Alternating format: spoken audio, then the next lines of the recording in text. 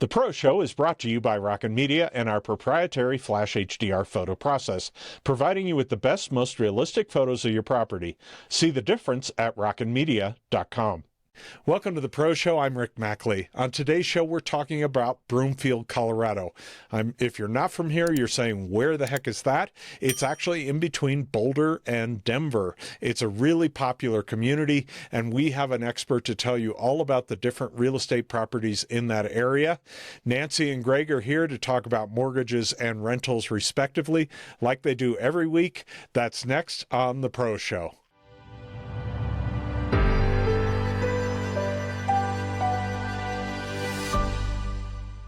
So joining me today is Lorri DeLaney from the Coldwell Banker Boulder office. Hi, Lorri. Hi, Rick. How are you doing? Great. Well, this is awesome because Lorri is out of the Coldwell Banker Boulder office, as I said, and she's been on the show a lot of times before, but we're going to really focus on the area that she talks about, which is kind of the Broomfield area. But before we get to that, we're going to find out a little bit more about Lorri. So where are you from? I'm actually from Boulder, Colorado, Oh, Rick. so Yeah. you've traveled far since you live up in the north area. Yeah, I pretty much cover like that northwest corridor from Broomfield up to Boulder and Up south. at Boulder. That's right. And so what did you do after high school? After high school, I actually moved to LA, of all places. Okay. And I started out in selling, well, first, I started working for Nordstrom. I had a marketing degree and didn't love those hours. And so then I got into an administrative assistant position and really did not like assisting sales reps. It was there that I realized I wanted to be in sales. And from there, I got into rental office furniture to commercial businesses. And then from there, I ended up selling commercial furniture to commercial businesses. So that was back when a lot of the businesses were building and they were buying all sorts of furniture, kind of in the 90s and early 2000s. Yes, that's Yeah. exactly right. Yeah. We bought a lot of furniture from my old company during that time period. And then we sold a lot of it when we sold off the company. Yeah, it was when they had a lot of the workstations. Right. Yeah. Cubicles everywhere. Yeah, it was the land of cubicles. And when did you make it back to Colorado then? Well, so I made it back to Colorado in '92. Okay. And worked for a Steelcase dealership in Denver. And then I worked for a Hayworth dealership in Boulder. And then I worked for a Herman Miller dealership back in Denver. And so I was in that industry for about 18 years total. And then I had a couple kids in there and ended up taking some time off, took about 9 years off. And then there was a recession and I was working for a used furniture company and I sold the news stations I had sold previously years ago. And, but anyway, and then I worked for them until I got my real estate license. The depression or recession kind of affected my industry. So I thought I need to get into something different. And I was very glad I got into real estate because I basically did both jobs for like 6 to 9 months until I couldn't afford to sell furniture anymore. And it was good because that company ended up going bankrupt. So it was a good move for me. Yeah. All right, well, I probably knew you back in those days because we bought a ton of Herman Miller furniture and Steelcase. So. Oh, really? I bet you did. Yeah. Yeah. We always seem familiar from. It was probably that previous life. So, so you've been in real estate since when? Probably the last 14 years. I got my license in 2011. Okay. And been in the Boulder area the whole time, right? Broomfield, pretty much. Broomfield. And, Boulder, Denver. I go wherever my relationships take me, but I have really focused on Broomfield, Westminster, and the suburbs of Boulder, really. Well, we'll find out a little bit more about you later in the show, but for now, let's talk about what's going on in the market up there.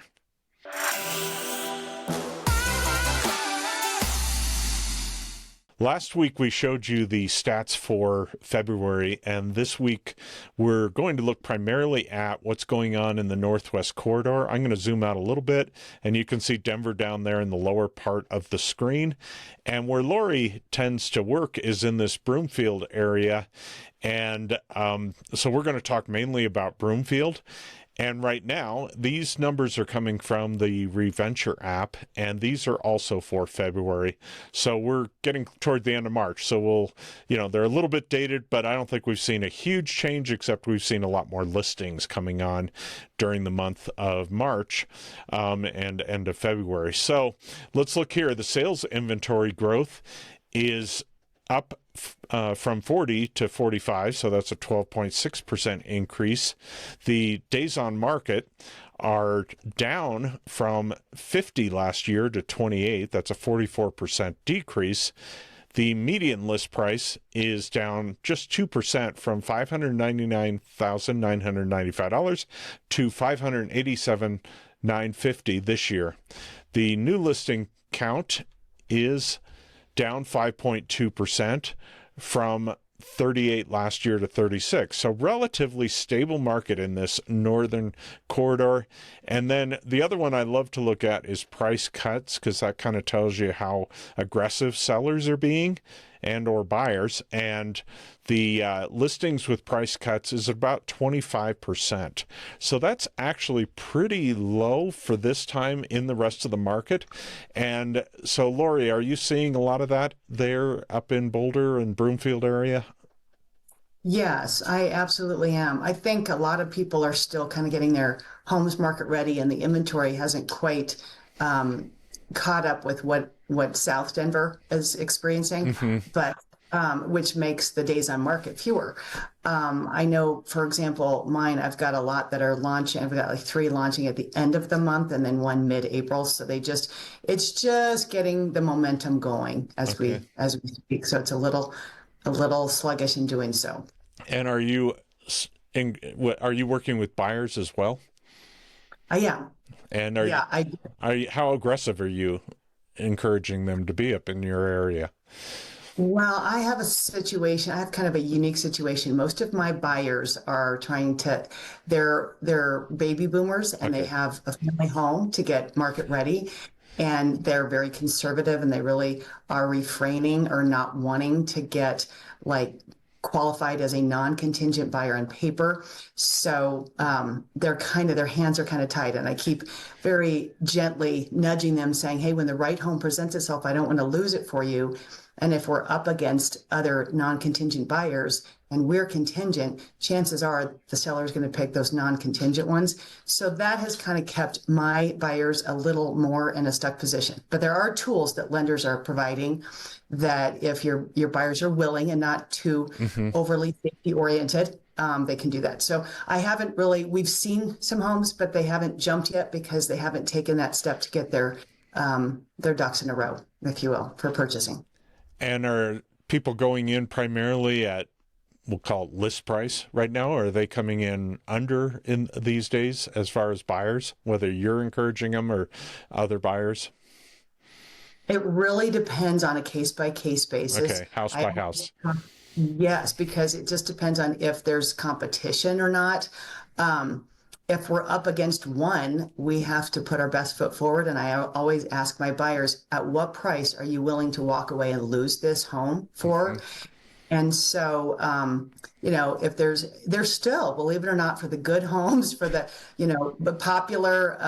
popular floor plans where not a lot of work is required. And they're let's say they're ranch style homes. For my buyers, those are really in demand. We can still be up against 2 or 3. And so for those, we might go a little above list if they're able to do so, certainly at list. And it also depends if, let's say they're contingent, they have to be a little higher because the risk is greater. If it's cash and you're up against anyone, I'd still be at list or a tiny bit above, because I like to get the home for as little as we can, but not lose it. So it's a fine line. So it just, the answer to that loaded question is it just depends on case by case basis. Well, we're always dealing, and especially you are dealing with the issue of the news media, where people, the sky is falling, everything's terrible. You can go in and really offer but it isn't really that way, especially up in that Northwest corridor, because it's always competitive up there. Yeah, it really is. I choose to not listen to the media. Which is probably better. Yeah, I just function with the scenario, the circumstances and the scenario that my buyers are finding themselves in. So you're just taking each property case by case, doing an analysis on whether it's a good deal, or say if you're working with a buyer and saying this is a good deal or no, it's not a good deal. They're asking way too much in this market. So offer X, and it's case by case. Yes, well, and I do always do, well, if you're up against other offers, sometimes it doesn't matter if you run the numbers. I do typically run the comps and just make sure that it's reasonably priced. And that's what I think, but I would say most of the ones that I've come across, they are well priced or some are under. Okay. We're kind of uncharted territory this year because in my area, we really haven't had a lot of closings to contribute to those stats. Okay. So it's kind of like uncharted territory for what's this market for 2025, and you can kind of look back at fourth quarter 2024, but we're in a new market. There's more houses coming on, and I can guarantee you there'll be a lot more to choose from for those buyers out there that have been holding back and not finding it come April. And I think there's sellers there's a pent up seller demand where they've been waiting because they didn't want to leave their 3 to 4% mortgage to go somewhere. But right. Now getting to a point where it's time. Life is happening. Yes, one way or another. Yeah, they're 5 years past COVID, or 4, I guess, at this point, and they've just got to make the changes that they want to and move on. And so they're just and interest rates. I assume you're hearing that everybody's just kind of settled with interest rates this year, right? Yeah, I think they finally have acclimated to that. I'm in a very good position in that most of my baby boomers, they have their homes are paid off and they want to downsize. So then they're not affected by the interest rates. Their big challenge was getting top dollar for their existing home. And then, of course, finding a place to go because inventory had been fairly low up until I think this year is going to be substantially different, especially with attached dwellings. But yes, even my buyers that would affect, I think they are acclimating and they realize that, especially when I tell them I bought my first home and it was 10%. It's like they're high or low based on what are you comparing it with? Right. The 2.6 from COVID that was artificially low, or, so I think it's a really healthy, balanced market now where it's a great time to sell. You can get a decent amount for your home and it's a great time to buy. You have more choices. And you can buy relatively well. So that makes a whole lot of sense. And I think people, what's great when you're dealing with somebody who's selling their home and it's paid off is now you're dealing with a cash buyer. Right, exactly. That is exactly right. And then we're also in my industry, or my markets, among my sphere and my buyers, some of them are getting to that point where they actually are getting older, but they're not ready to go into senior living, but they want their daughter or son who maybe is single to live with them, like in their basement. So I'm getting into finding multi-generational homes as well. And then they have to get a loan, because then it's a little more than if they were downsizing just for the two of them. Exactly. Well, I hate to put you on the spot relative to what you're thinking this year. Do you see prices staying relatively flat in your part of the metro area? I do. I think they could even drop. I think we're going to see a lot more inventory come on with the attached dwellings just because of the increase in, insurance rates has caused in property insurance rates has caused the HOA dues to go up, to kind of skyrocket, if you will. Mm-hmm. In some cases, I know in my neighborhood, actually, it has. And so I just think we're getting those when you have a lot more inventory, those prices are either going to stay flat or maybe drop a little bit because you have so much to choose from. The single family, I think they're going to stay more stable. You might see 1% to 2% depending on the floor plan and the neighborhood and the desirability of that home. But I think for the most part, we're going to see very little in the way of price increase, which is kind of a welcome change from what we've had, especially back from first quarter of 2022 when everybody was, seeing astronomical, insane increases. And it was just, so maybe that'll cause more people to move to Colorado if we had stabilized a little bit. Exactly. All those people vacating Florida and the Sun Belt to come back here to God's country.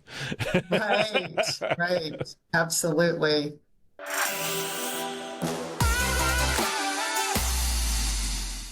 Here we are in the Northwest Corridor. This is the Boulder-Denver Turnpike right here, and we're looking on Zillow, and then you have Northwest Parkway up on the north end and I-25 on the east side of this, and then it says 287, which we all know also turns into Wadsworth, but in this case it's 120th. So basically we're going up to 160th down to 120th, which is a big area that Lorri tends to sell in. So she really knows what she's talking about, but we're going to talk about some of the properties that are currently for sale or the property types. So I'm going to draw around this northernmost part, and as she's talking about what you can find up here, I'll go ahead and look at some of the properties that are for sale right now. So Lorri, what's this part of the area look like? So I think what I'm seeing you circle is wild grass, and that has grown tremendously. Anybody who wants a view and wants to live in Broomfield would look in wild grass. They have actually both condos slash townhome, luxury townhomes, and single family, just gorgeous. As you get further west, you actually back to open space and you have just phenomenal views of the Front Range, and you pay a little more for those. And then on the other side of Sheridan, on the east side, are wonderful family homes as well too. And there have actually been different neighborhoods that have sprouted up within that area. So they're very recent and not old established neighborhoods, so the homes don't need a bunch of work, shall we say. Yeah, and here's a 5-bedroom, 8-bath, 7,275 square feet for $5.7 million. So you can pay a lot of money up in this area as well, but on the other end, even up there, you've got a $529,000 townhome on Raven Run. So you've got a whole lot of variety even within this Northwest Corridor area, but I'm guessing the $5 million ones are more up in this upper area. Yes, they are. They're right off 152nd. So that's a pretty good area up there. Rick, might be, I'm having trouble with my eyes seeing the size of the map with what I'm looking at, but there's a neighborhood called Spruce Meadows that I would venture That is where that is. Yeah. So Spruce Meadows is a 100% custom neighborhood.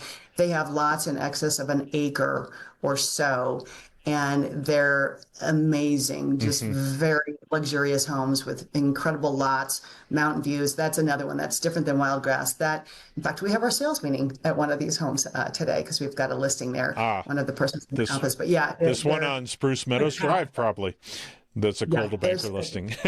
Yep. They are spectacular there. So, if you've got the pockets to pay for those, they're lovely. Exactly. So as we move a little bit further south, let's go around here, and we've got this Zunai area. This is kind of near your office, I'm guessing. And looks like we have more townhomes and some single-family homes as well, right? Or condos. It's mainly condos. Yeah. So at Zunai, and what is the cross street there? Pardon? What is the cross street, Zunai? We've got Zunai and 144th all the way down to like 136th in that area. Okay, So I see. That's McKay Lake. Yeah. So that's definitely my stomping grounds. So there are a lot of luxury neighborhoods around. There's Lexington Estates to the east of that McKay Lake, that body of water.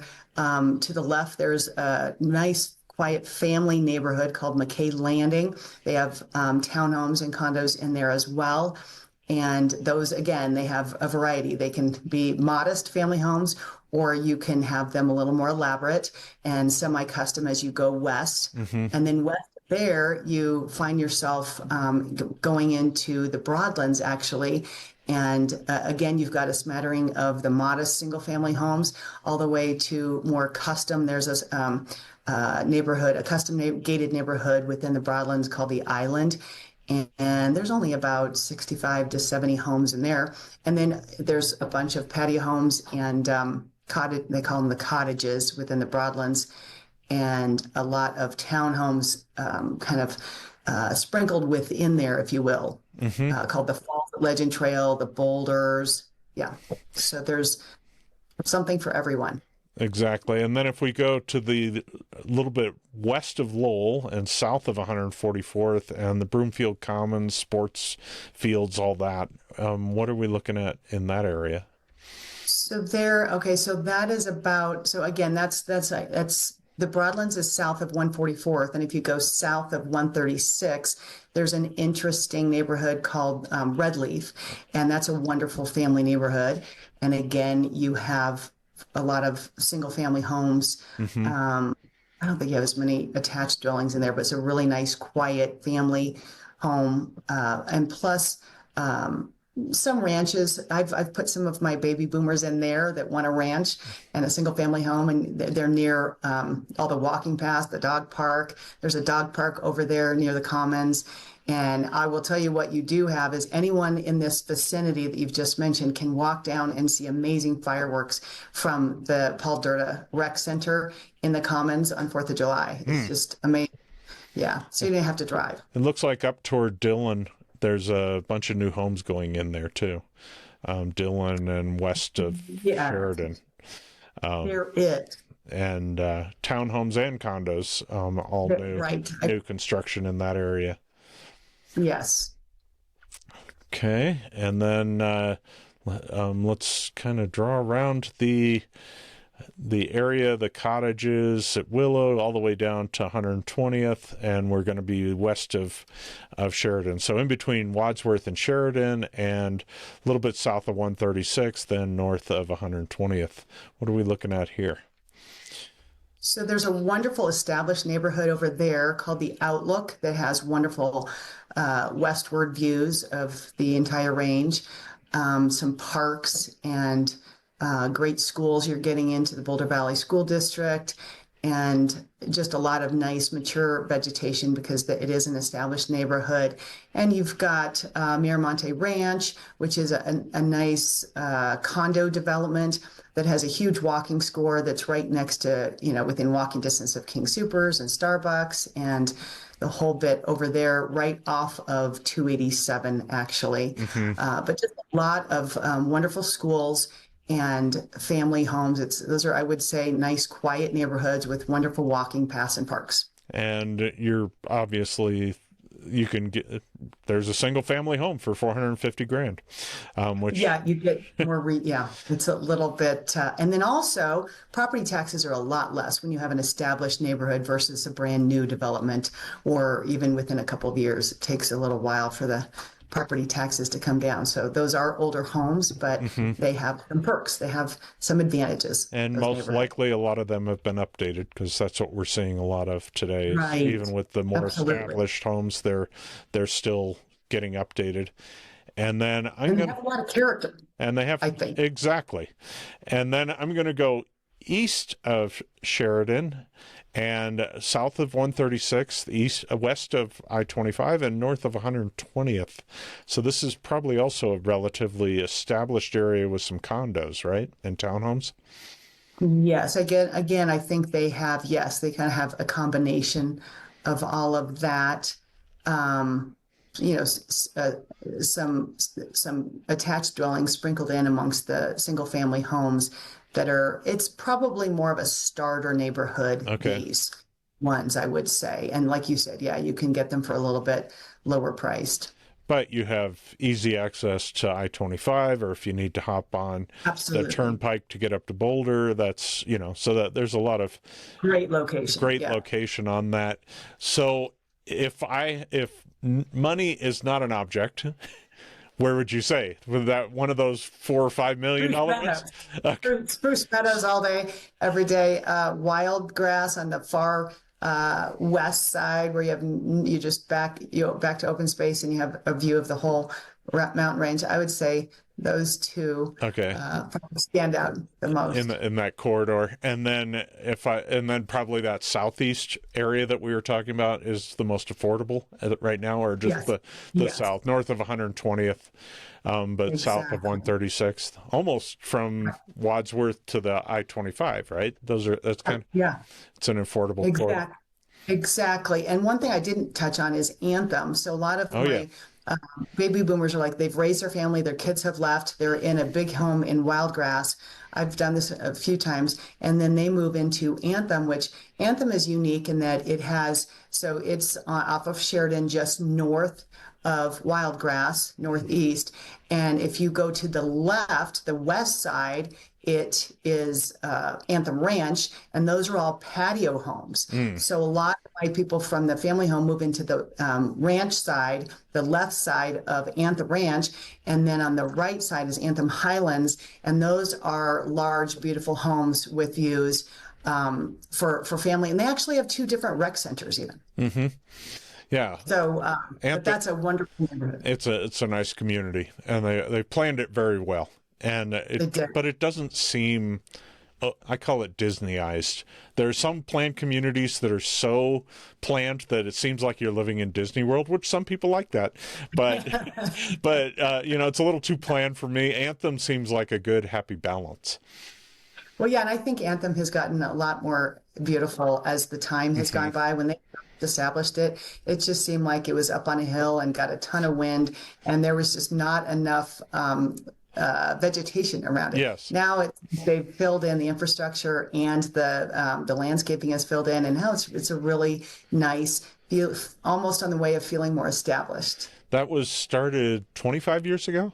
Something like that. Well, I know. See, I was trying to think. I mean, that Anthem was probably 20 to 25. So the trees are getting a little bigger now. Yeah, I guess it probably has been that long. I remember the day it was brand new. I just remember my mother saying, "I don't like Anthem. It's just too windy up there." But now it just seems like everything else. Like everything is filled in, and you have that nice vegetation, and it's gorgeous views. And you can always see what's rolling in storm-wise, that's for sure. A lot of times people want to live in like downtown Boulder, but they realize once they get there, you can see the Flatiron. It's great, and some of the real close foothills, but some of those spaces in Broomfield have amazing front range views where you can see Long's Peak down to Mount Evans or blue sky today. And it's just, I mean, some of the views are just spectacular in the Broomfield area. Absolutely. I think when you have a view, when you're back a ways, you have a better view of the mountains. And you also can get sunsets if you have an eastward, or sunrises, pardon me.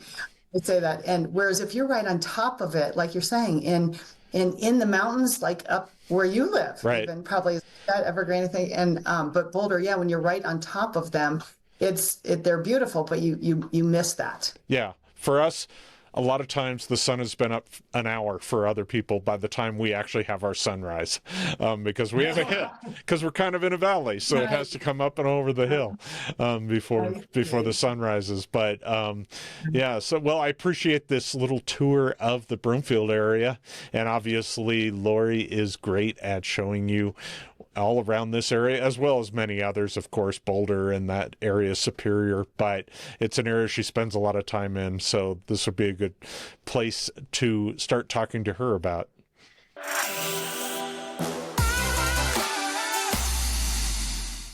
Joining me, like he does every week, is Greg Batchelor from Real Property Management. Hi, Greg. It's great to be here, Rick. Thanks for having me.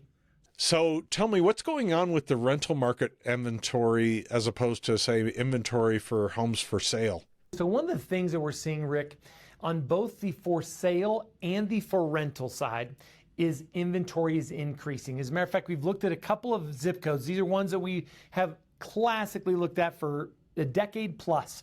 80925 in Colorado Springs a month ago had lower units for sale, lower units for rent. Come up to 80104, that's Castle Rock. We now have 287 units for sale. That is also up from a month ago, and 130 units for rent. This is where it begins to get more of a challenge. In 80015, which is Aurora/Centennial, we actually have more units for rent than we do for sale in that particular zip code, which is leading to a trend that we're also seeing in Thornton.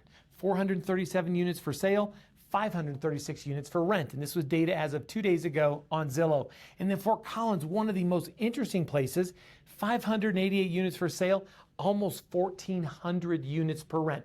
And what's transpiring here is, as the selling market continues to heat up going into this spring market, there are some homes that are just not selling, and they're ending up in the rental pool and taking it from there. And how many of these are new rental units versus existing homes or condos? Yeah, it's a great question. A lot of them, as a matter of fact. Some of them are historical turns, especially some of the data that we're seeing in Fort Collins, although that's early. In a college town, most of the time you're going to see those kinds of numbers when we approach April and May, not February and March. So it'll be interesting to see what that number climbs to as we start to approach those months where the students are getting out of CSU this year and landlords are signing leases for the next. And if I'm looking to rent, what does this mean for me? Yeah, it is absolutely a renter's market right now. Make no mistakes about it. None of us have to be world-class economists to know that if you have that much excess of supply, there's only one place for rents to go, and that is down, which they have. We saw them drop in 2024. They're continuing to decrease in 2025. Well, that's great information, as always, Greg. And if you want to get a hold of Greg, you can do so by reaching him at the number on the screen. And as always, thanks for being on.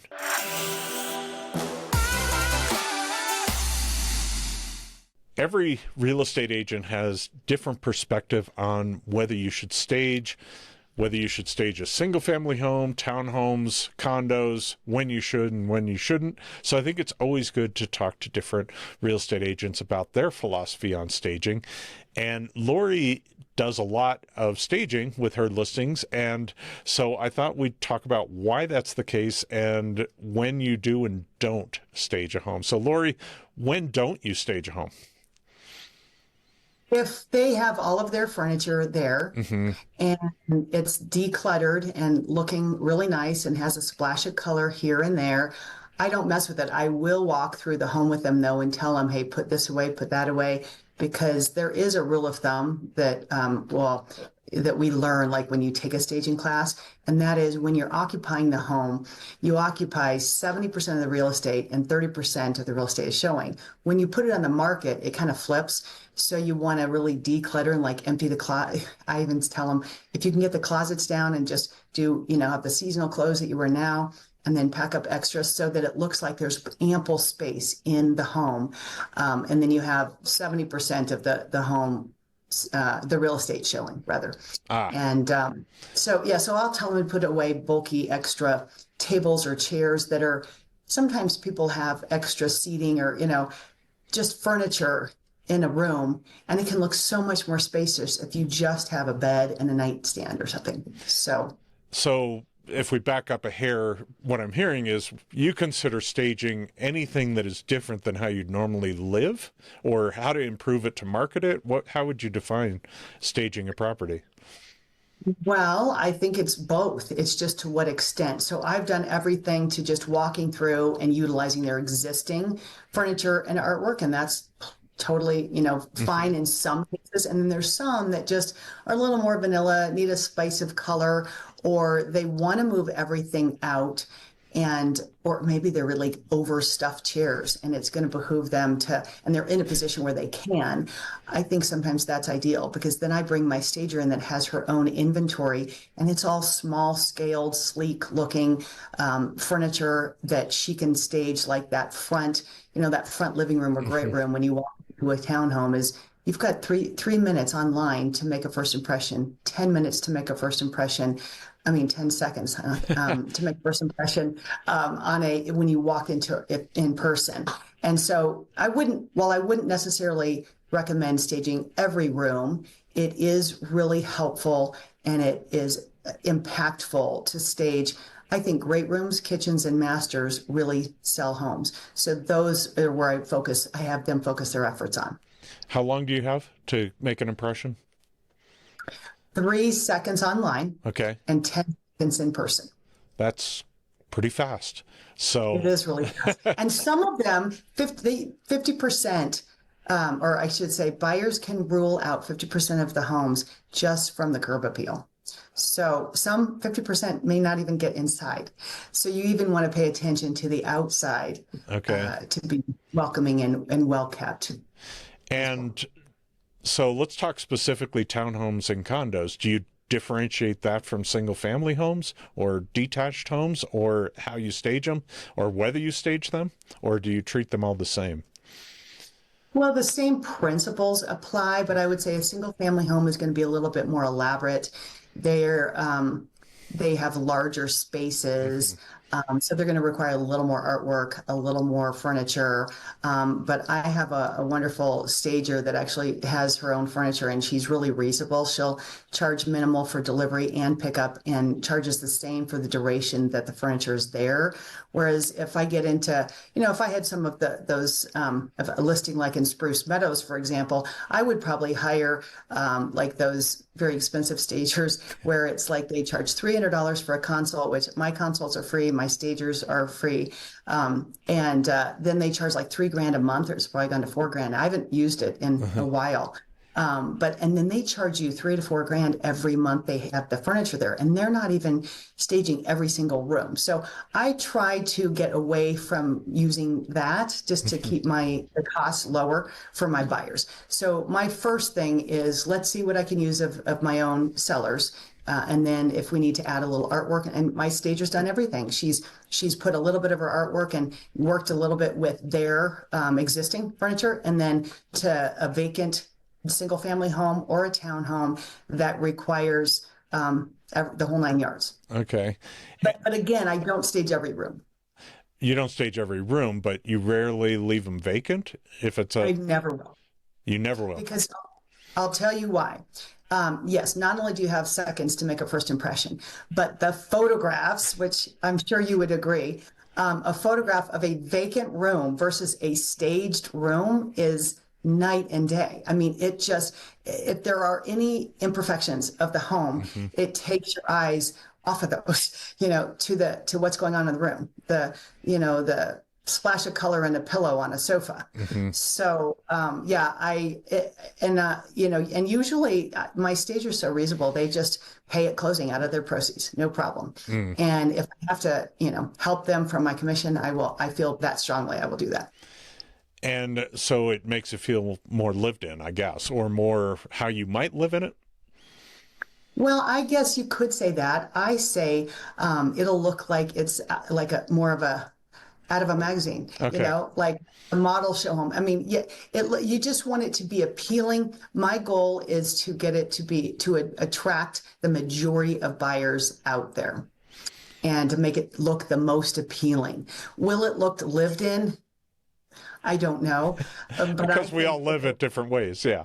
It's kind of like when you go into a model show home, does it look lived in or does it look wow? I want it to kind of look wow and like, wow, would I just like inspire them to want that home and attract the majority of buyers, yeah. Are there priority rooms? Absolutely. I would say the living room / great room. It just depends on the layout, what you see first. But like a lot of my townhome condo listings, that's what you see first. So that's very important. People spend 80% of their time in the great room and kitchen, believe it or not.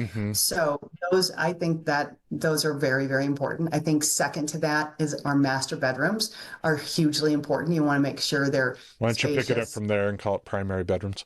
I think secondary. Oh, yeah. That's right. You're right. Okay. And second? And I think primary bedrooms are of most importance. And then and secondary bedrooms are just secondary. Yeah. They're just that, So, but I would say great rooms and primary bedrooms are the most. So do you stage the primary bathroom as well as the bedroom? Yeah, a little bit. Yeah. Okay. We would do just towels and spruce it up. Towels. Yeah, and we always are told to use white towels usually. It seems, and then I also tell my sellers the most important thing are really is flooring. I mean, you could paint, and if they need to paint, that doesn't hurt. But if they're in a time crunch, that's the least expensive thing that the new buyers could do to the home to make it theirs. So I always say, focus on flooring, and if your carpet's thrashed, it might be worth getting some builder grade light gray carpeting from Home Depot in there just to spruce it up a little bit. Yeah, that's always good. Now, you had mentioned the curb appeal. What do you tend to advise relative to, it's not really staging, but it is, especially if you have a front porch or a front deck. Right. Well, actually, my stager will stage a front porch if there is one. With a real inviting splash of color of like maybe Adirondack chairs. Now she doesn't go. They have those are great, but pillows and like a wicker but she'll stage a little table and chairs on the porch. You just want to make sure it's intact, like swept, well swept. You don't want to walk up and see a bunch of cobwebs, that have accumulated over the winter. I mean, you want it to be hosed off and hosed down, and not a lot of vehicles parked in the driveway and that kind of. And then trim the trees, and if it's in the summer months, or still getting out, figuring out when the grass is going to turn green here. But when it's like the thick of, you want it to be well groomed, right, well cured yard and that kind of thing. And we might have one more big snowstorm. Where are you on the cleaning of paths and driveways and things like that for showings? Oh, I think it's important to at least have a path. For photos, you probably want it all off the driveway. But it just depends on how much snow, is it just a few inches, a dusting, or is it going to be, I think we're out of the woods on the big snow, but you never know. March can be the snowiest month. Exactly. Yeah. March and October tend to be our big, because when it comes, when it comes, we get a lot of moisture in that snowstorm. But let's pray we're done. I want green. I'm looking forward to green. Me too. I'm ready. I am ready. Yeah, for sure. And my broken record, if you've watched this show a lot, has to do with door hardware, front door hardware. What's your opinion on making sure that's all good? Well, that is important, because again, that's the first impression. Like if you walk up and the agent has a hard time getting it open, that's not a good thing. And like if the hardware is all like that doesn't cost that much to replace. Right. And again, that's the first impression. You want it functioning well. And you know what I love? I love those combination lock doors. You don't even mess with the lockbox. So, but I think it's important. Again, it's another finishing touch, but it's really the starting touch, because that's the first thing you see. That's when you come in. It's almost like shaking the house's hand. When you enter. So yeah, I mean, it to me it talks deferred maintenance, and it may not have anything to do with that. It just, you always come in the garage. I mean, because you drive in your garage and you come in that way. You never go in your front door. But you could have been in your house 10 years, and now the plating has chipped off a little bit, and you just don't even notice. Correct. And if that's well manicured, then that gives the first impression that, oh, they've really taken care of this house. Exactly. It just sets the stage for the buyer, the potential buyer, thinking in their mind, wow, this is going to be meticulous. Now, then when you walk inside, it has to match. But, welcome mats. You big into welcome mats, like come on in type of mats, or you don't care? I think it would be, it doesn't have to say welcome on it, but I do like mats, just because you can wipe your feet and then take the shoes off. I always have booty boxes and have them take their shoes off, because I think that just makes the potential buyer mindful, and also, again, thinking that this seller really takes care of their home, when they want the shoes off. Not just an inclement weather. Yeah. Well, those are all great tips. Showing your property at its best online is one of the first of many important steps to getting your home sold. At Rocket Media, we provide you with the best quality photos taken by staff photographers, not contractors, who process your photos individually. We use our proprietary Flash HDR process, which combines the natural look of HDR with the color accuracy of Flash, along with properly exposed windows.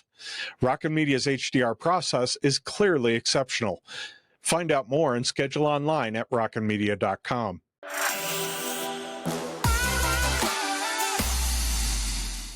Joining us every week, like she has with every one of the episodes we've done on the Pro Show, is Nancy Alexander. Hi, Nancy.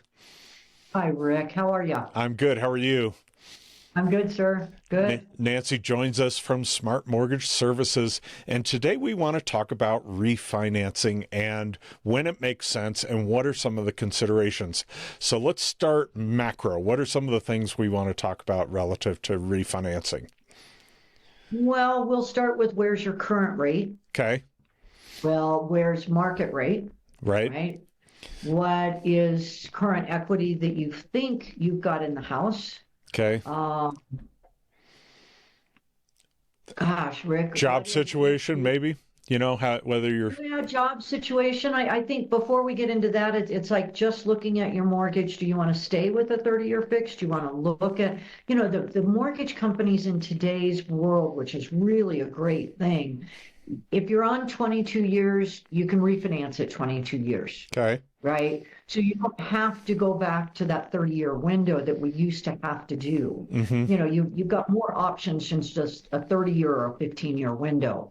So I would look at that. Okay. As you said, I, no question, would look at what's my job? Mm-hmm. Or can I qualify, right? Just because I bought the house 6 months, 8 months, 6 years, 8 years, whatever the time frame is, where is my employment? Am I still in a position that I can qualify? So if we back up a little bit and we talk about, okay, so the rates have dropped a little bit. How much should I normally need to have it drop for me to even think about it? Well, it's a great question, and it really depends on your loan amount, because it used to be, we would always say, a rule of thumb was 1% or greater. But if you've got an $800,000 loan compared to a $200,000 loan, that is not a good rule of thumb. Okay. Right? Because really what I'd like you to do is I'd like you to calculate your break even. And what we've always said is that if you can break even in a year or less, do the refinance. Okay. Deal. Right? So if the rate difference in all my principal, interest, taxes, and everything is what? Let's just say $200 a month, and the refi costs are $3,000, then that would be 15 months. So maybe not worth doing it. But if the refi, but if I'm at, we'll just use the same thing. It's $300 a month savings in those, and the same. Now obviously I now have fit within that window, so it may make sense to do it. Well, and the reason we say the window, and I think you and I talked about this previously, is that now you've got to hold your mortgage for 6 months. Fannie and Freddie consider it churning if you flip it. We used to, years ago, could do a refinance every 2-3 months, but you can't do that now. The servicer needs to hold that for a certain amount of time, and that time they've designated as being 6 months. So if you're going to do another refinance, right, that needs to come into consideration. So if you're at 8 1/4 and you can now get 7, right, and in a year we're going to be looking at 5, would you do a refinance each time? As long as you're not paying points and your break-even dollars make sense, why wouldn't you? Okay. Becomes the question. Well, obviously, it seems like this would be a simple question to answer, but it's not necessarily simple because it's all case by case. So if you've got a case where you want to have Nancy take a look at it and see whether it makes sense, feel free to reach out to her, and I'm sure she'd love to talk to you about it. And as always, great to have you on the program. Thanks, Nancy.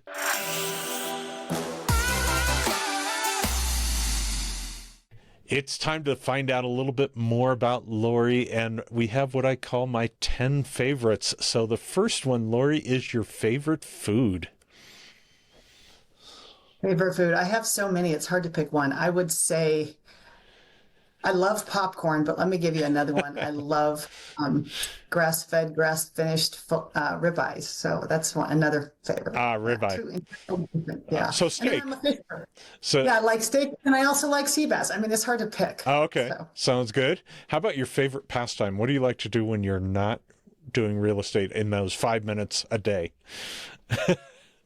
Well, in the winter, I like to be on the ski slopes. In the summer, I'd like to be hiking or biking or walking. And then I enjoy yoga. Okay. And yeah, so Favorite type of music or band? I like so many. It just depends on what time of day. I like rock, but then at the end of the day, I really like calm instrumental.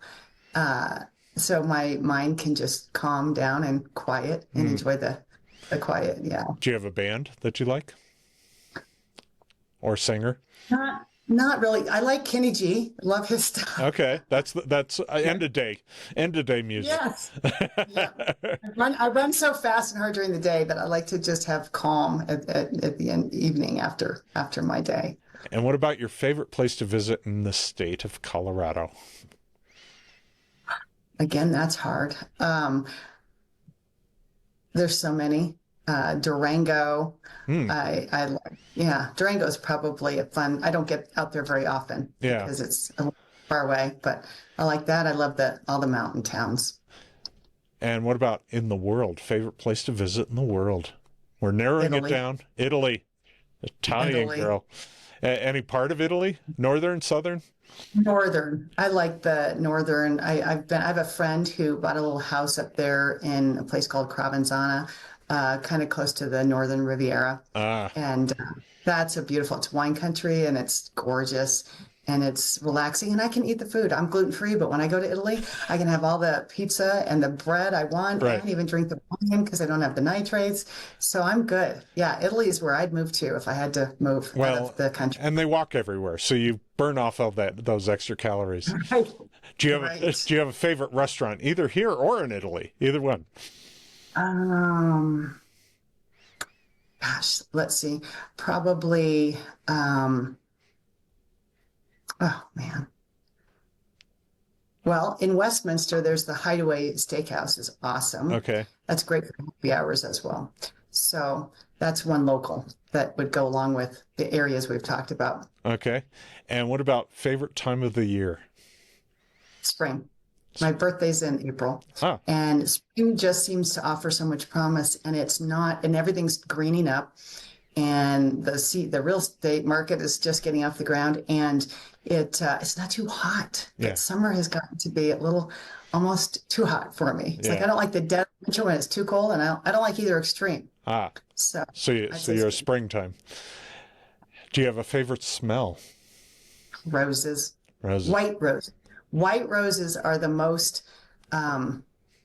aromatic, or whatever you want to say. You can smell those better than any other color. Okay. So white rose. And do you have a favorite childhood memory? Going to the Colorado Springs Zoo with my dad and feeding the giraffes. 'Cause you can feed I think you still can down there. You can feed giraffes. Yeah. And from Boulder, which is where you grew up, that's a trek back then, because we had to do it on horses. And That's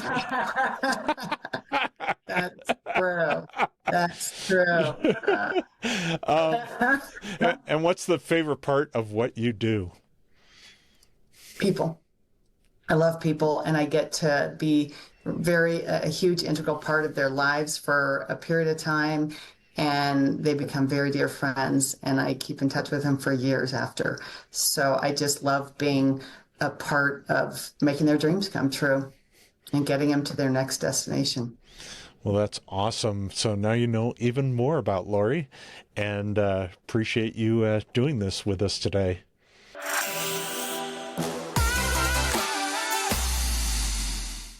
All right, so let's go ahead and knock this puppy out.